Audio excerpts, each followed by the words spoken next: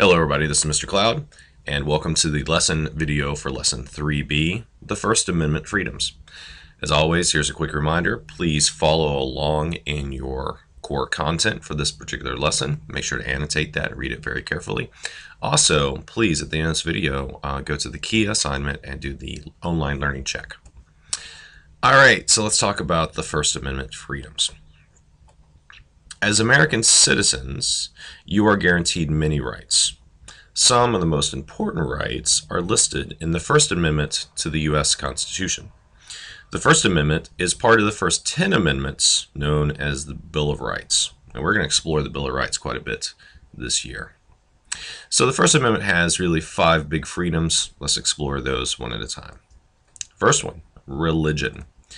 Governments may not establish an official religion, endorse official religion, that means to say which one they think is correct, or unduly interfere with the free exercise of religion. So as you practice your religion or believe in your religion, that's exercising your religion. In other words, government cannot say which religion is correct or stop you from practicing whatever religion you choose to, including none at all. Let's go back up here and look at this section. Remember, the government cannot unduly interfere with the free exercise of religion. However, government may occasionally interfere with people's religion, and we'll explore why that happens and in what cases that happens in just a few moments.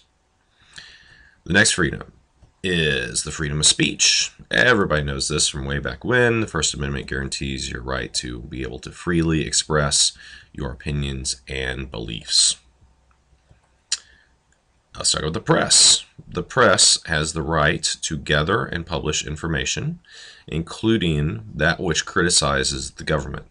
This is a little unusual. You might want to take a note about this. This is not common across the globe. Many other countries do not have a constitutional protection for their media, for their press. So it's not legal for newspapers or television to criticize the government. In fact, in some places, it's downright illegal to the point where you can serve quite a bit of time if you say bad things against the government, particularly the king or the dictator or something like that. So we enjoy this quite a bit here in America. The next item is assembly. You have the right to peacefully gather together in groups. So this is the thing that protects special interest groups. You're allowed to join together with people who have similar interests because of this. And you can meet in a coffee shop, you can meet in a public park, there's all kinds of different things. The key word here, though, is peacefully. You cannot get together and riot and overturn things and break things. That's not protected by the First Amendment. And finally, petition. There's a lot to this. This is commonly misunderstood, so let's go through this and break it apart here. Individuals have the right to make their views known to public officials, people like policymakers, politicians, the people who make the laws. In other words, you have the right to complain to the government. The founders included this because they were aware of past governments that punished people who complained to the government. For instance, people would complain to the King of England and suddenly they'd find themselves in jail, even though their complaints were valid. They, the founders, thought it was important for the people of America to be heard. You don't actually have to, pardon me, use a petition with a lot of signatures. So a lot of times when you say the word petition, you think of that document people give you and say, could you sign our petition? You don't have to do it that way. An example of petitioning the government could be as simple as writing a letter to your congressman complaining about something, or your member of the Board of Supervisors, or any number of public officials, and it could just be you, and you could say, I would like this to change, that to change, I don't like this, or whatever, and that is protected according to this. Now, a lot of people, they'll write the letter and they'll get lots of other people to sign the letter, and that is what we usually call a petition. All right, but this again is protected. You have the right to do it. Now, here's a critical piece for you. These rights are not absolute rights. There are still some reasonable limits on these rights. For example, you cannot use illegal drugs and then say that this practice is part of your religion. And some people have actually tried that. You can't do it. You cannot insult or harass, or in other words, bully another person and then claim freedom of speech. That doesn't work. You cannot disrupt your class and claim freedom of speech. That doesn't work either. You cannot say things that would cause harm to others, like threats. For example, you cannot yell fire in a crowded theater when there is no fire. This might cause a panic in which people would be injured trying to escape the theater. So, illegal. You will pay a penalty for saying that. You cannot get together with friends and then violently riot. That is not peaceable assembly, peaceful assemblies. No, that's a very violent assembly of people. You cannot send threatening messages to your congressman and then claim the freedom of speech and petition. Yes, you are complaining to your congressperson, but if you threaten him, no, very much illegal and not protected by the First Amendment.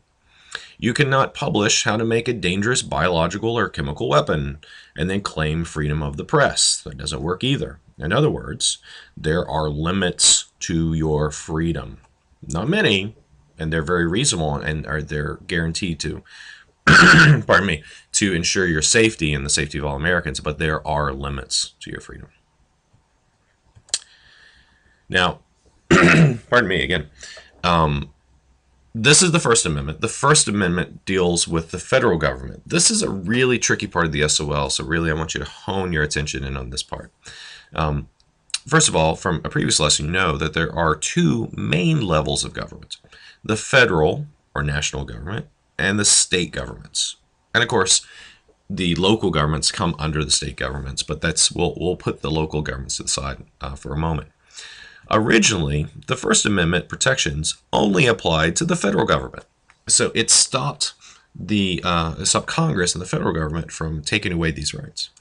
Federal government could not establish a religion or take away your freedom of speech, but there was nothing stopping the individual states from doing those same things to citizens in their states. Virginia, if it wanted to, could have set limits on the press and establish an official religion that everyone in Virginia had to practice. This didn't happen, but it could have. This problem was fixed in the 14th Amendment. So the 14th Amendment was passed. This happened after the Civil War. It happened after the Civil War, and it stated that the rights established in the Bill of Rights now applied to the state governments as well. So now not only could Congress not take away your freedom of speech, but also the state government's going to do that either. After the 14th Amendment, states had to follow the same rules of the First Amendments as well. Again, this is a very kind of tricky concept. A lot of people have difficulty with that. We'll spend quite a bit of time focusing on this during class. All right, that is your lesson. Again, please go to the key assignment and complete the online learning check. Thank you for watching.